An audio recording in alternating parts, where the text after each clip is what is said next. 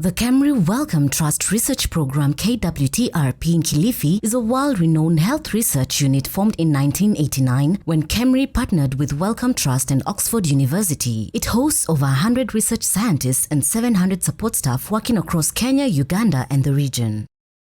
Through the initiative to develop African Research Leaders Ideal Program, it has supported over 300 PhD and master's students, postdoctoral fellows, postgraduate diploma students, and school leavers attachees.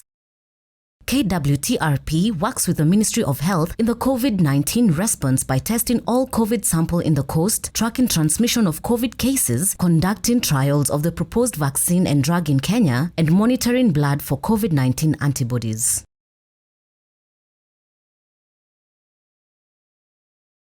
We become sick when germs such as viruses and bacteria kill our cells and spread throughout our body and produces poisonous substances. Some diseases like HIV and flu spread from person to person through blood, saliva, air, or insect bites. But others like diabetes cannot be spread from person to person. The body protects itself against diseases through 1. Genetic immunity that we are born with and protects us throughout our life. For example, those with blood group O are less likely to get malaria. 2. Natural immunity, which provides general protection from germs like our skin. For example, we get infected when the skin is broken. 3. Active immunity, where our white blood cells recognize germs in our bodies and produces chemicals to kill them.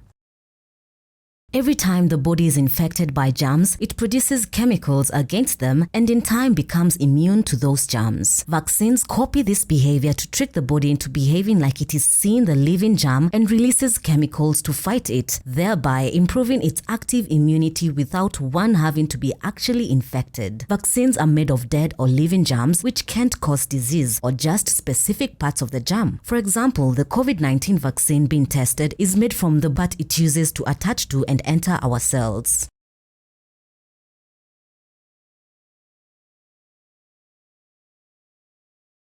So, why don't all diseases have a vaccine and why does it take so long to make a vaccine? It takes a long time in the lab to identify the right part of the germ to be used as a vaccine, as not every part is suitable. For some germs, the right part is found quickly, hence their vaccines have been found, like tetanus, measles, or Ebola. But for others, the right part hasn't been found yet, and this is why their vaccines do not exist, like HIV, malaria, or TB. After the best part to use to cause body immunity is found, a vaccine is made from it and is first tested on a rat to see if it causes the protection it is supposed to cause in a human and also find out the correct amount that is safe to use. Trials of the vaccine in humans then begin. Stage 1 has a very small number, 20 to 80 of young healthy males testing if it is safe in humans with their health monitored by the hour. Stage 2 has a larger group of people, 100 to 300 testing if they will develop immunity for real germs. Their health is still being checked even at this stage. Stage 3 involves vaccinating 1,000 to 3,000 people in their normal setting and tracking to see how many get infections. We then compare the number of people who get sick among those vaccinated with the number who get sick in an unvaccinated similar group. If the difference is large enough, the vaccine is approved for the first round of public use involving large populations. Even at this stage, there are still checks for any harm the vaccine might cause.